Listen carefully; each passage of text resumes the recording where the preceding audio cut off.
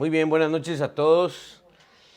Vamos a retomar nuestra serie sobre librados del temor y hoy vamos a atacar el temor al futuro, ¿sí? Y quisiera leer algunos versos y desarrollar realmente un asunto tal vez un poco práctico. Me hubiera gustado ahondar más en el tema escatológico, que obviamente tiene que ver con el futuro. Pero pues vamos a hablar de cuestiones prácticas acerca de un futuro personal. Y les pido que abran su Biblia en Mateo 28, verso 20. Pero vamos a leer la parte B de ese versículo. Digamos que es la última parte. Y estas son las últimas palabras de Jesús previo a su ascensión. Y dice de la siguiente manera: y he aquí, yo estoy con vosotros todos los días hasta el fin del mundo. Amén. Es un verso muy simple, ¿no?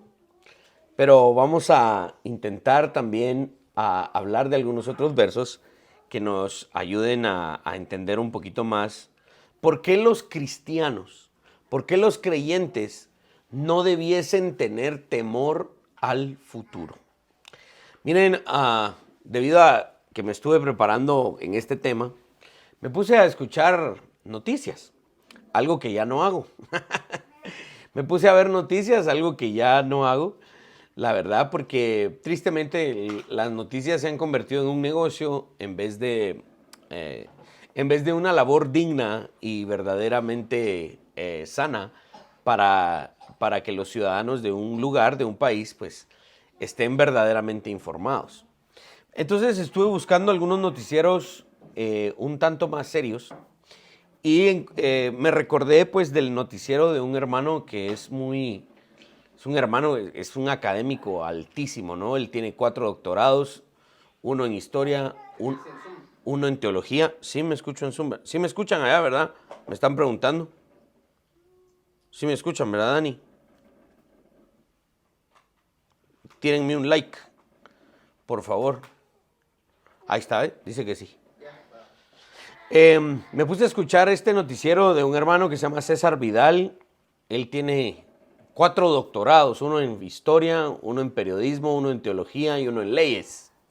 Pero se nota que su pasión es el periodismo, pero es un periodismo un tanto más serio, ¿no? Es un periodismo más investigativo y que de verdad está buscando informar. Y me puse a escuchar el estado del mundo, que la guerra allá en la Franja de Gaza, que la OTAN, que acaban de tronarse al presidente de Irán con no sé cuántos de sus gabinetes, de las personas de su gabinete, que allá en Eslovaquia estuvieron, ¿cómo se llama?, secuestrando a un político y que con eso amenazaron al presidente no sé dónde. Y bien, ustedes, el mundo pareciera ser un caos, ¿no? Pero digamos que todo eso es cierto y que el mundo está de verdad tambaleándose de tal manera que no sabemos en qué momento va a colapsar. Los creyentes deben de vivir sin temor al futuro. ¿Ok? Ojo con esto. No significa que los creyentes no deban vivir preparados. No significa que los creyentes deban ser indiferentes al estado del mundo. No significa que los creyentes puedan cruzarse de brazos y simplemente dormir y descansar. No significa eso. Sino que significa que el factor del miedo no debiese jugar un papel importante a la hora de ver al futuro. ¿Ok? Todos los miedos, todos los temores buscan ser una especie de profecía acerca del futuro. Empiezan poco a poco, ¿no? Un ladrón podría robarme la bicicleta. Por ejemplo, a mi hijo Josué le compramos una bicicleta, chula la bicicleta, va bien chilera. Y ni la usa tanto y nos salió bien cara. No, pero bien la usa. Y el miedo de que, híjole, y si me la roban, va. Y costó tanto, y ¿verdad? Está como que intentando anticipar el futuro. ¿A quiénes los asustaron? Levanten la mano, también los que están allá en el otro grupo. ¿A quiénes de ustedes los asustaron con el ropavejero? Levanten la mano. ¿Alguien se recuerda qué era el ropavejero? Solo con la Llorona, dice Checha. El ropavejero era aquel señor que decía el robachicos. Era aquel señor que andaba ahí pidiendo cosas que la gente ya no usaba y la gente en vez de tirarlo a la basura lo sacaba y se lo llevaba el ropavejero, ¿no? Entonces lo asustaban a uno y le decían, te va a llevar el ropavejero. Si no te portas bien, te va a llevar, en ese costal que anda cargando, ahí mete a los niños y se los lleva. Entonces lo intentaban asustar a uno con eso. Pero eran mentiras, niños, ¿ok? Eran mentiras, ¿ok? Todos los miedos buscan crecer a partir de una anticipación, ¿no? De una proyección al futuro. Sin embargo, estos temores, que en algún momento eran como muy simples y parecían no tan problemáticos y tan grandes, debido a lo pecaminoso del corazón del hombre, estos miedos generalmente buscaban convertirse en temores apocalípticos y más globales y más grandes, ¿no? Ha habido épocas que facilitaron muchos medios para que estos temores crecieran, ¿sí? Para que estos temores crecieran. Por ejemplo, allá en la década, si no estoy mal, en la década de los 80 o antes, existía un famoso terror rojo, le llamaban. Era supuestamente aquel miedo a que el ejército de los bolcheviques, de los comunistas, era tan grande que empezaban a espiar otros países y la gente la secuestraban y podía morir y todo lo demás. A eso le llamaban el temor rojo. Allá en los 70 hubo un libro muy exitoso que se llamaba The Late Great Planet Earth, el gran planeta Tierra tardío. Y ese libro hablaba de que estaban prontas a cumplirse todas esas profecías de la Biblia en donde iba a ser destruido el planeta. Ese libro, si no estoy mal, vendió más de 60 millones de copias en Estados Unidos primordialmente y en muchas otras partes del mundo. Y mucha gente se alarmó por este tipo de cosas, ¿no? Los medios de información empezaron a sumarse a este tipo de alarmismos sobre lo peor de los asuntos globales. Entonces esos miedos que a veces empezaban pequeños fueron como echándoles gasolina para que crecieran y se convirtieran ya no en temores locales, individuales, de algunas familias, de alguna leyenda por ahí, ¿verdad? Que la Llorona, que la Ciguamonta. No, sino que ahora estos temores ya se convertían en asuntos globales. Dado ese suelo fértil, ningún cristiano realmente necesitaba mucha imaginación debido a todo lo que los medios de comunicación decían y lo demás, con tal de que estas cosas crecieran más y la gente se aterrara. Algunos pensaron que esos días eran los peores días de la tierra, ¿verdad? Pero la verdad es que cada época, cada generación pareciera tener la peor de las generaciones y la peor de las épocas. La verdad es que siempre contamos con ciertas ayudas que no estamos pidiendo, pero de todas maneras nos las dan para que los temores crezcan, ¿no? De manera global. Siempre va a haber una nueva amenaza. Siempre va a haber un nuevo elemento que nos haga alarmarnos. A continuación, se presentan algunos de los temores que como que han sobrevivido de generación en generación, al menos en la historia contemporánea en la que vivimos. Por ejemplo, el miedo al colapso moral total de la época en la que vivimos. Ay, si ustedes, que antes no había tanta de esa gente que se creen que son hombres y se creen mujeres. Es que ahora se han multiplicado. Estamos cerca de que esto colapse, ¿verdad? El temor al colapso económico y al caos. Si usted, antes una tira de francés, de 10 franceses, la compraban por $1. Hoy 6 franceses, $2.50. Por lo menos en mi colonia son un poquito más grandes. Saben que los sapos son grandes, entonces les tiran duro a las buenas pedradas. Sí, usted, el caos económico, estamos cerca de una nueva depresión, etcétera, etcétera, ¿no? desde un tiempo para acá, el miedo a los terroristas, ¿no? Al islamismo extremo, ¿no? Eso ya se quedó en el consciente de la gente y jamás se fue. Miedo a los virus resistentes, a las plagas, a los productos químicos peligrosos y ahora las gripes, ¿no? Una gripona que ahora es como más, puede convertirse otra vez en otra pandemia, etcétera, etcétera. Ok, ante estos miedos, digamos, que han permanecido en la mente de la gente, generalmente hay dos líneas populares de defensa. Ahí en la pantalla las voy a poner para que ustedes las puedan observar. Dos líneas populares de defensa. Número uno son los datos y la segunda es la preparación. Generalmente las personas cuando se les informa que hay una amenaza, que hay algo que puede ser en extremo peligroso para la familia, generalmente las personas buscan uno de estos dos caminos. Los datos y la preparación. Voy a explicar cada uno de ellos rápidamente porque quiero llegar al componente bíblico y teológico que realmente es el que me importa. ¿Cómo podemos alejarnos de estos miedos? Una vez hay miedos en la gente, algunas personas empiezan a investigar y a buscar datos. Y eso es bueno, no estoy diciendo que sea malo del todo. Entonces buscan datos y dejan que los datos alivien el temor que les está causando, aunque sea de manera pasajera, ¿no? Consideremos, por ejemplo, los extremistas islámicos o el terrorismo, ¿no?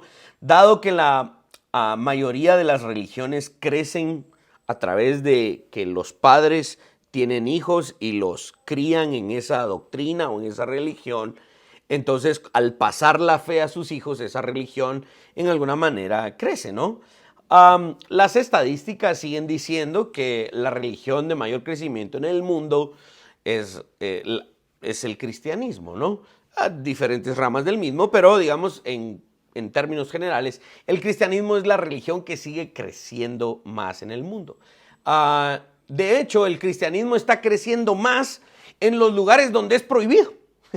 Las iglesias que más crecimiento tienen hoy, numérico, son las iglesias que tienen prohibido funcionar en diferentes partes del mundo. Como por ejemplo, el país que más cristianos tiene hoy es China. Y en China el cristianismo es prohibido. ¿Sí? De hecho, el cristianismo sigue creciendo incluso en países islámicos, ¿no? Y entonces es tal el poder del evangelio y de la conversión y del evangelismo y del discipulado y las, ¿cómo se llama? Las formas de hacerlo, las metodologías de hacerlo, que muchos cristianos se han convertido muy hábiles en reproducirse rápidamente y convertir a otros a la fe. Obviamente es el Espíritu Santo el que hace este trabajo. Pero es tal el crecimiento que aunque los musulmanes tengan 12, 14 hijos cada familia, las estadísticas no dicen que los islamistas van a llegar a siquiera empatar el crecimiento del cristianismo, porque de hecho hay muchos islamistas, muchos musulmanes que se están convirtiendo al cristianismo. Entonces mucha gente empieza a buscar esos datos y dice, bueno, ay, qué bueno, estamos creciendo más. Entonces alivian su temor por medio de los datos. De nuevo repito, no es algo necesariamente malo, pero no es exactamente lo que la Biblia nos llama a hacer. Amén. La segunda forma de defensa contra miedos que la gente tiene es imaginar lo peor, el peor escenario y prepararse para ello.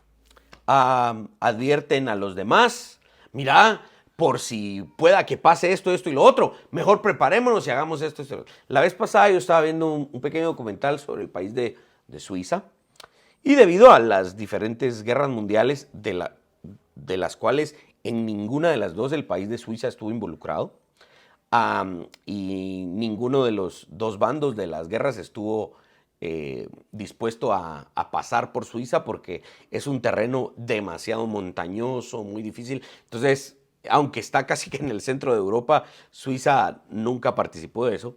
Aún así, Suiza es el país que más búnkers ha construido para resguardar a la gente en caso de un caos nuclear, ¿verdad? O que haya una guerra con armas de destrucción masiva.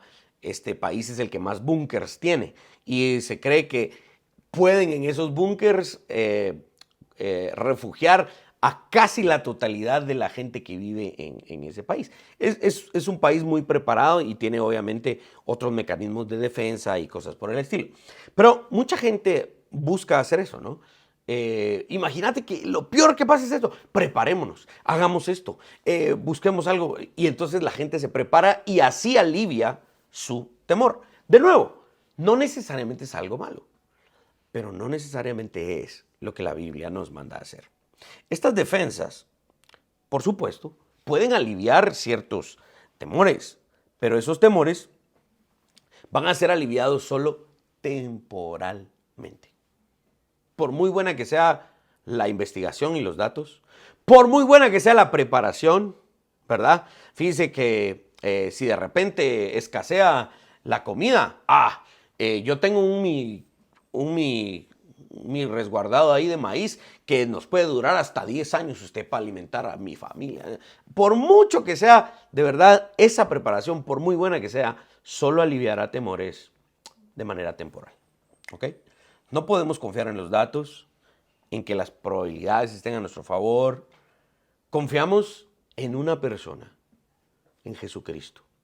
Los creyentes, la primera ruta que tomamos es confiar en Jesucristo. Un escritor llamado Edward Welch escribe lo siguiente. Dice de la siguiente manera la cita en su artículo sobre el temor al futuro. Dice, cualquier respuesta a temores distantes o futuros que enfatice la información y la preparación por encima de la confianza en Jesucristo es impía en esencia. Miren qué duro y directo este escritor. Me acabo de comprar un libro de él muy bueno sobre algunos otros temas. Es un gran escritor. Y él dice, cualquier respuesta a temores distantes en el futuro que enfatice la información y la preparación por encima de la confianza en Jesucristo es impía en esencia. Ok. ¿Por qué es impía en esencia? Porque regreso al principio, a lo primero que dijimos en esta serie. El único temor que se nos permite a los creyentes es el temor a Jehová, el temor a Dios. Ningún otro temor debiese ocupar nuestra mente. Ahora, no digo que seamos exitosos en eso. Hay muchos temores que ocupan nuestra mente, tristemente, y nuestro corazón. Incluso el más maduro de los cristianos, en alguna medida va a tener que lidiar con el temor. Pero eso no significa que no apuntemos a lo que la Biblia dice. El único temor que se nos permite es el temor a Dios. Miren, la información y la educación, la preparación, no está mal, pero no deben ser nuestra primera respuesta en contra de temores al futuro. El pueblo de Dios siempre recurre primero a Dios. Dios es su primer recurso y su único recurso. Miren lo que dice el segundo libro de Crónicas, capítulo 20, verso 12. Oh Dios nuestro, ¿no los juzgarás tú? Porque en nosotros no hay fuerza contra tan grande multitud que viene contra nosotros. No sabemos qué hacer y a ti volvemos nuestros ojos. Si no estoy mal, es el rey Josafat, el que está hablando previo a una batalla muy complicada. Que cualquiera hubiese dicho, mira, las probabilidades es que nos van a aniquilar, ellos son más que nosotros, tienen más caballos, tienen más esto, tienen más lo otro, y entonces no vamos a poder. Y Josafat voltea al ejército y le dice, voltemos a ver en primer lugar a Dios.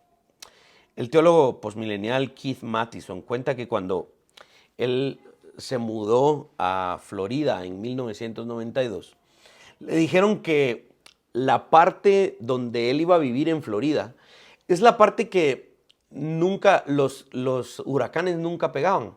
Los huracanes siempre pegaban ahí en las costas de Florida o allá en el Golfo de México, Pero él donde fue a vivir en una parte central de Florida, le dijeron, ahí los huracanes nunca llegan. Entonces él se pasó a vivir ahí diciendo, pues nos vamos a librar de eso. En ocasiones, cuando llegaba la temporada de huracanes, porque todos los años hay una temporada de huracanes, golpeaba esa parte de donde él vivía, pues un borde del huracán o una tormenta tropical, pero nada muy grande ni importante. Ahora, llegó el año 2004, cuando esa pequeña parte del estado de Florida fue azotada no por uno, sino por 3 huracanes en un espacio de 6 semanas. Huracán tras huracán tras huracán. Fue así, fueron 3 huracanes despiadados y tan fuertes que dijeron, no, estos huracanes hay que ponerles nombre de mujer porque fueron duros. Nah, son bros. No, son bromas, hermanos. No se asusten, no se enojen, hermanas, conmigo. Dice Keith Mattison que el huracán Charlie azotó la tarde del 13 de agosto. Unas semanas después azotó el huracán Francis y unas semanas después fueron azotados por el huracán Janine. No fue una época agradable para vivir en Florida, fue mucha destrucción. Hubo un efecto secundario después de esas 6 semanas, en donde los huracanes, uno tras otro. Adivinen qué pasó con los noticieros locales de ahí, de ese lugar.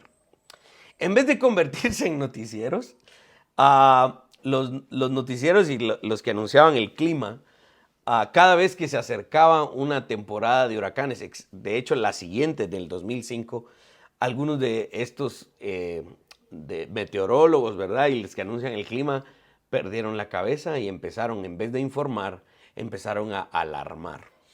Aunque parezca un poco exagerado, Keith Mattison escribe que hubo un típico meteorológico que ese año, por parafrasear, decía: se ha formado una depresión tropical en la costa de África. Probablemente se convierte en un gran huracán. Probablemente nos va a golpear a todos y probablemente van a morir algunos aquí en Florida. Imagínense, era de verdad así como un alarmismo muy grande. Parecían que estos noticieros, en vez de informar, su consigna, su objetivo ahora era crear un medio perpetuo y generar ansiedad. Algunos de ellos lo hacían tal vez con una intención no mala, sino decir, mejor alarmemos para que la gente se prepare.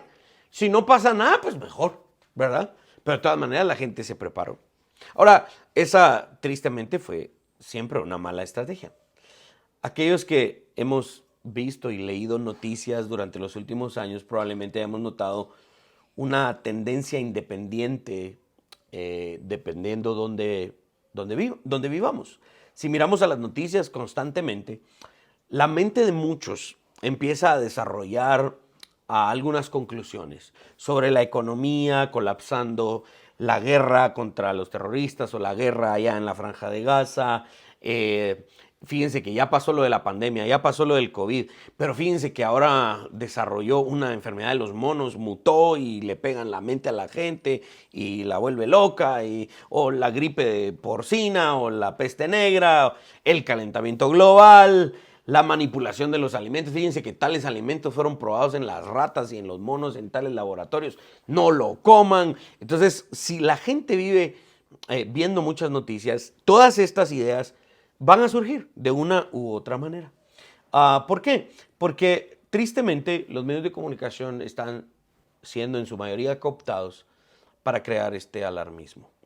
¿Cómo lidiamos con toda la paranoia, el miedo, la ansiedad inducida por medios de comunicación cuando estamos de cara a un futuro cercano o, en una medida, un futuro lejano? Un ejemplo de la historia nos puede servir para resaltar un poco algunas instrucciones de algún teólogo que en esta semana voy a estar citando un poco más. El día domingo también voy a citar al gran Agustín de Hipona.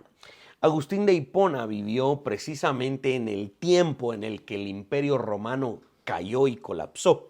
Él vivió en la parte final del Imperio Romano, cuando ya cayó a mano de los bárbaros, en específico a manos de un gran líder de los bárbaros. Él se llamaba Alarico y él fue el que entró en Roma y terminó de destruir lo poco que quedaba ya del Imperio Romano. Este fue el principio para el fin de este imperio, ¿no? Agustín de Hipona en ese tiempo, ya siendo un hombre mayor, habiendo tenido ya un buen tiempo de pastorear y ser un gran teólogo, que de hecho sea de paso, sí se convirtió en el teólogo más importante de los primeros 1000 años de la historia de la iglesia. A él le tocó lidiar con algunas de estas cosas, ¿no? Mientras los refugiados huían al norte de África, ¿no? Zarpaban de Roma para irse a través del Mediterráneo y llegar al norte de África. Muchos de ellos, cuando llegaban al norte de África, empezaban a traer noticias súper alarmantes de la caída del Imperio Romano. Agustín se vio obligado a lidiar con estos problemas, ya que muchos cristianos llegaban a descorazonarse, a perder la esperanza por todo lo que estaba sucediendo. Hay un libro que Agustín escribió que se llama La ciudad de Dios. Este libro fue escrito para responder a la crisis. Es un libro lleno de mucho optimismo, ¿sí? De hecho, es uno de los textos que en alguna medida nuestra posición escatológica, que aquí solo les voy a dar el nombre, aunque estoy seguro que vamos a desarrollar alguna enseñanza para explicarlo bien, lo que nosotros nos consideramos es posmileniales.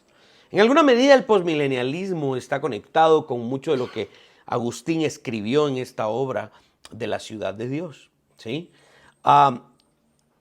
Una de las citas de este libro aborda el miedo de los lectores, se las voy a poner ahorita en la pantalla, y alienta a los cristianos que están rodeados de peligros. Y Agustín escribía esto en ese momento y hoy nos puede servir también. Miren lo que escribía Agustín en su obra La ciudad de Dios. Dice, entre las oportunidades, ¿qué dice? Diarias, no de cada década, de cada generación, no, las oportunidades diarias de esta vida. Todo hombre en la tierra está amenazado de la misma manera por innumerables muertes o peligros. Y no está claro cuál de ellas le sobrevendrá.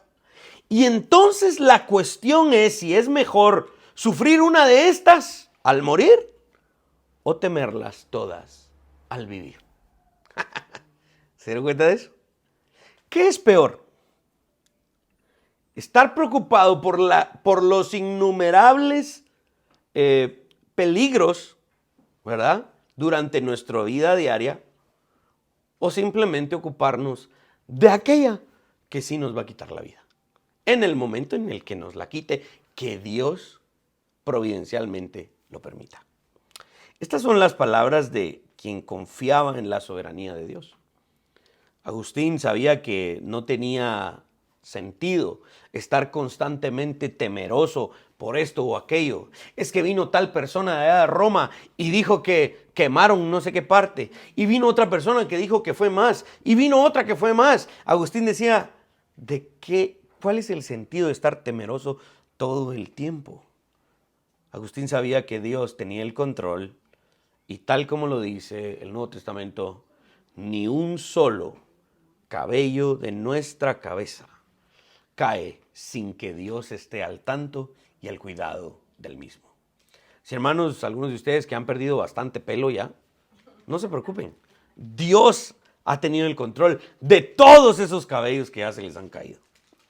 Miren, el mundo hoy en día, por eso les dije que estuve escuchando noticias y todo lo demás. Ya vi que toqué no solo el corazón, sino la cabeza de algunos hermanos. Yo queriéndolos alentar aquí, diciéndoles no tengan pena, el Señor tiene cuidado de sus cabellos. Y empiezan a tocarse. Miren, el mundo tiene ansiedad. Me puse a escuchar noticias y de verdad, el mundo tiene ansiedad. Este hermano, César Vidal, decía que una de las cosas en las que más los ciudadanos de Estados Unidos hoy, una de las cosas en las que más invierten hoy es en las cosas que les ayudan a trabajar su ansiedad. Todo el tema de citas con psicólogos, psiquiatras, cosas para quitar el estrés, comidas, etcétera. Una de las grandes industrias hoy es la ansiedad. Dice que no nos imaginamos la cantidad de millones de dólares que se invierten, que las personas invierten con el objetivo de aliviar un poco su ansiedad. El mundo tiene miedo. Y tristemente le tienen miedo a las cosas equivocadas. El mundo tiene miedo de la economía, el mundo tiene miedo de que vaya a perder su fondo de jubilación, el mundo teme de los desastres naturales, el mundo teme los desastres provocados por el hombre, el mundo teme al terrorismo, el mundo teme a las enfermedades. Y ahora quiero que vean esto en la pantalla, porque creo que es bien importante.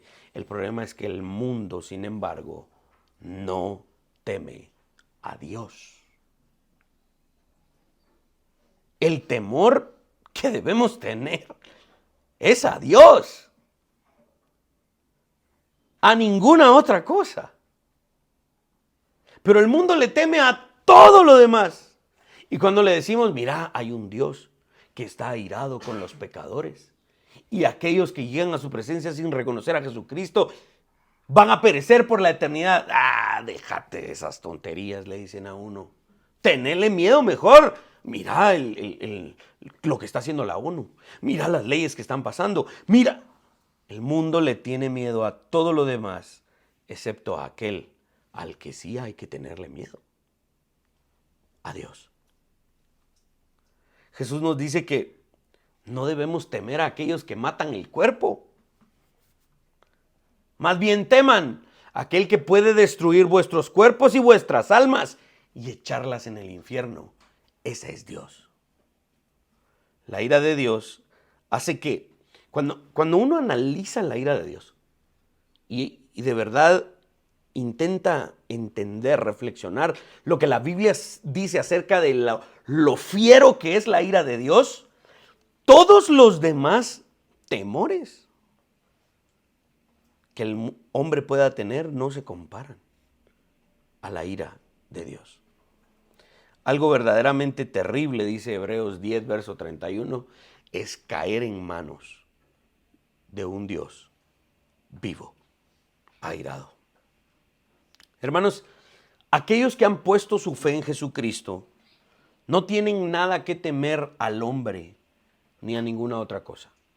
Aquellos que confían en Cristo no tienen que temer a los huracanes, a las enfermedades, al colapso económico, a la guerra, al hambre, incluso a la muerte. Los creyentes no debiésemos temer ni siquiera a la muerte. Todas estas cosas están bajo el control absoluto y soberano de Dios. Por supuesto, esto es bastante fácil decirlo, pero con demasiada facilidad apartamos nuestros ojos de esto y nos concentramos en los peligros que nos rodean. ¿Hay algo que podamos hacer para luchar contra el miedo al futuro? ¿Hay algo que podamos hacer para no crear ningún tipo de ansiedad cuando vemos noticias o nos dicen algo o lo otro? Pablo nos da algunas pistas importantes para poder contrarrestar el miedo, obviamente con la oración. Pero veamos lo que dice Filipenses capítulo 4, versos 6 al 7. Dice, por nada estéis afanosos. Quiero parar ahí. La palabra afanosos está íntimamente ligada con el miedo. Es como también decir que por nada se conviertan ustedes en miedosos. Nada les provoque ansiedad. Sigamos leyendo. Sino sean conocidas vuestras peticiones delante de Dios en toda oración y ruego con acción de gracias. Y el producto de eso, dice el verso 7, y la paz de Dios, que sobrepasa todo entendimiento, guardará vuestros corazones y vuestros pensamientos en Cristo Jesús. ¿Cuántas veces hemos leído versos como estos? Muchas veces. ¿Cuántas veces hemos escuchado que un predicador lo menciona? Me imagino que no muchas veces hemos predicado no muchas veces hemos oído a alguien que lidie con el texto, con un verso como este en una exposición, pero sí hemos escuchado este verso en muchas ocasiones. Pero este es el contexto en el que yo quisiera que lo entendiéramos. Cualquier tipo de miedo o ansiedad que pudiéramos tener. Pablo nos dice, esta es la forma de lidiar con ello. Que tus miedos, que tus preocupaciones, las pongas delante de Dios en toda oración y ruego. Al único al que le debemos tener miedo, no actúa en contra de nosotros porque nos ama. Entonces, a ese que es todopoderoso, le decimos, Señor, perdóname, pero yo he tenido miedo de esto y lo otro. Esto y lo otro me provoca ansiedad, me provoca afán. De verdad me preocupa que oigo esto y lo otro. Cuando tú le expones eso a Dios, Pablo dice que la paz de Dios vendrá a ti. Ahora, ¿por qué el cristiano sigue lidiando con muchos temores? Porque se llama cristiano, pero no ora. No le presenta a Dios sus temores. Suena muy fácil. Y yo pienso que en alguna medida lo es. Pero es necesario creerle a la Escritura. Orar, presentar nuestros miedos delante de Dios y Él guardará nuestros pensamientos en completa paz. Un descuido de la oración casi siempre resulta en un aumento correspondiente a algún tipo de miedo, ansiedad. Esto no es coincidencia. La oración es un acto de fe en Dios y la fe en Dios conduce a la paz. Cuando alguien no ora, va a ser presa del miedo. Vamos a hacer algunas aplicaciones. Y recordemos esto. Los hijos de Dios, disculpen, ahí me faltó una S. Los hijos de Dios siempre recibiremos gracia.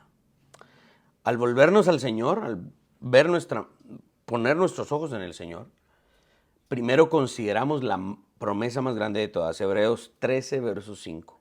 No te desampararé ni te dejaré. ¿En qué tiempo está escrito eso? ¿Está escrito en pasado? ¿Está escrito en presente? No, está escrito en futuro. Si tú le tienes miedo al futuro, créele al texto. ¿Qué dice el texto? Que Dios no te va a desamparar y no te va a dejar. Si en alguna medida le has tenido miedo al futuro, la Biblia dice, no temas al futuro. Allá en el otro grupo, allá en zona 12 vivo yo, sí, zona 12, no cantaron ese himno, pero acá cantamos un himno nuevo que se llama Nada sé sobre el futuro, nada temo sobre el futuro, pues Jesús conmigo está, conmigo estará. Parece una lección de niños, ¿verdad, hermanos? Pero es que eso es lo que somos. Somos los niños de Dios y Él estará con nosotros. Nuestros pecados son los que tristemente nos alejan de Dios. Pero ahora el sumo sacerdote, la semana pasada estuvimos estudiando sobre Cristo el mediador, ¿no? Nuestro mediador. El sumo sacerdote perfecto, nuestro mediador, hizo un sacrificio perfecto y habiendo hecho expiación por nuestros pecados, se sentó a la diestra del Padre. Vamos a estar predicando sobre eso el domingo. El sacrificio por el pecado que hemos cometido está hecho. Por lo tanto, en nuestro futuro, nuestro pecado no nos alcanzará. Tenemos garantizada la vida eterna con Él. No enfrentaremos nuestros miedos solos. En esta promesa de que Él no nos desamparará ni nos dejará, se incluye que Él nos dará la gracia que necesitamos. Por eso este punto es una de las aplicaciones. ¿Tienes miedo de mañana? La Biblia te da una respuesta. El día de mañana, Dios te está esperando con gracia para resolver cualquier cosa que sea que te preocupe. La imagen del Antiguo Testamento detrás de este concepto es el maná. ¿Se recuerdan el maná en el desierto? ¿Qué dijo Moisés? Cayó el maná. Esto es lo que Dios les ha dado de provisión. Agarren lo que necesiten para hoy. no lo guarden, porque mañana Dios proveerá. Y así fue, excepto por algunas familias ahí que no le creyeron, sino que guardaron. ¿Y qué pasó al segundo día? El maná se arruinó, Dios provocó a animalitos y todo eso, y Moisés se enojó mucho con el pueblo, con los que habían hecho esto. Pero la imagen detrás de la gracia y la misericordia diaria para el pecador, para aquellos que somos tan frágiles, porque eso es lo que somos delante de Dios, tan frágiles. La promesa es que habrá maná mañana, habrá gracia mañana. Confíen en esto. Los hijos de Dios mañana van a recibir gracia. Si tú eres un elegido, si tú has sido elegido por Dios, mañana habrá gracia para ti. Esa gracia nos va a capacitar, nos va a dar la habilidad de poder descansar en Dios y permanecer firmes en cualquier sufrimiento que nos haya de venir. Aquí quiero hacer una aclaración. No significa que el día de mañana no vas a sufrir. Claro, el día de mañana puedes sufrir. Y pueda que te toque un sufrimiento no tan sencillo. Pero eso no significa que Dios te ha abandonado. Eso no significa que Dios te va a desamparar o te va a dejar. Significa que a través de ese sufrimiento Él estará contigo. Lo que estamos atacando es el miedo que no debiese existir a ese futuro. Cualquier sufrimiento, tentación que el mundo pueda experimentar, cualquier temor que se haya o se vaya a hacer realidad. Miren, leamos lo que dice 1 Corintios, capítulo 10, verso 13. No os ha sobrevenido ninguna tentación que no sea humana. Pero fiel es Dios, que no os dejará ser tentados más de lo que podéis resistir, sino que también dará juntamente con la tentación la salida para que podáis soportar. La presencia de Dios nos asegura esto. Miren lo que dice Hebreos 4, verso 16. Acerquémonos pues confiadamente al trono de la gracia para alcanzar misericordia y hallar gracia para el oportuno socorro. Mis hermanos, lo único que tenemos que hacer es pedirlo. Señor, yo te ruego gracia para el día de mañana. Y ten por seguro que el Señor la dará. La gracia prometida por Dios vuelve obsoletos los terribles pronósticos. No sé si todavía ustedes entienden, bien, me imagino los que son de la vieja escuela, han de entender que era un horóscopo. ¿Eh? Walter Mercado y todo eso. ¿Verdad que se recuerdan? Se ríen. Esos supuestos pronósticos, ¿no? Tú eres Tauro, encontrarás el amor en el próximo mes. Pero ten cuidado, porque si no eliges bien, también puede venir el desamor. Todo ese tipo de cosas, ¿no? Que tristemente se ríen. Porque tristemente en nuestra vida pasada confiábamos en ese tipo de cosas, ¿no? Que se alinearan las estrellas. La gracia que Dios garantiza anula cualquier tipo de pronóstico. Incluso si acertáramos en alguna predicción, yo sabía que eso iba a pasar. Ya vieron que les dije, no me escucharon. Generalmente las mamás guatemaltecas son las que dicen eso. No podemos predecir que la gracia de Dios no va a ser mayor que esa predicción del mal que hicimos. La gracia derramada sobre nosotros estará allí. ¿Está hasta hoy o no? No podemos decir que no ha estado. Y mañana estará allí de manera garantizada. Edward Welch sigue escribiendo y dice lo siguiente. Visualizamos el futuro con la gracia que tenemos para las dificultades de hoy. Y esa gracia es suficiente solo para hoy, no para mañana. Ahora, miren lo que dice. Él mañana aparecerá con una nueva reserva de gracia. O sea, no está diciendo Welch que la gracia mañana ya no sirve. Lo que está diciendo es que mañana habrá. Hoy hay y crees que se te va a acabar, pero mañana habrá una nueva reserva de gracia. Una última aplicación ya para ir terminando. Hay que volver a contar la historia. ¿Qué historia? La historia de la redención, la historia que Dios ha contado hasta ahora y que la hemos visto una y otra vez. Hay que volver a contar esta historia. A nosotros mismos, a nuestros hijos, a nuestros cónyuges. Con esta gracia futura en mente, volvemos a contar la historia de nuestras vidas y volvemos a observar la historia humana. Cuando vemos que Dios es quien controla la historia y no hay una sola molécula en el universo que diga, yo no obedezco a Dios, con esa certeza y seguridad de un Dios bueno, sabio y perfecto, entonces volteamos a ver a la historia humana.